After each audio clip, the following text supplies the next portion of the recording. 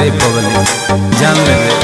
सुनी तुहरा ला देखल जाता लइका हो दिल तुरिए के करताड़ू हई का हो सुना कि तोहर दिल खूबसूरत सुना बहनी हम तुरंत मिले आईने यही से मोरा दोस्त न रहे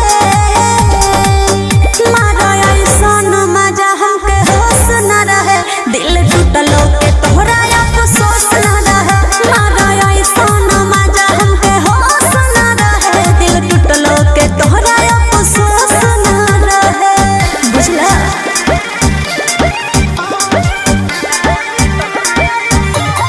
Music by Shaman Singh.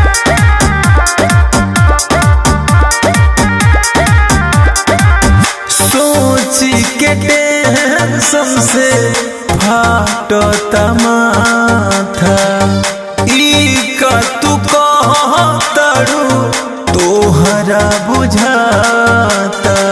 ऐसन बात नहीं खेलो हमें प्यार के उपहार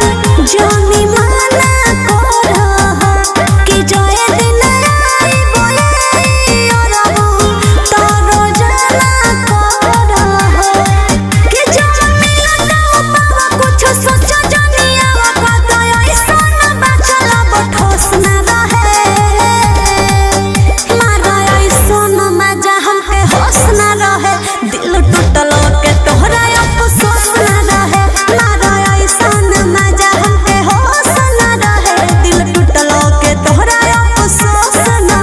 रहे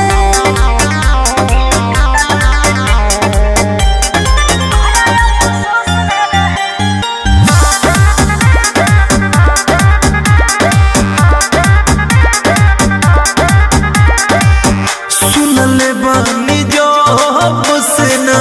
निक लागे खाना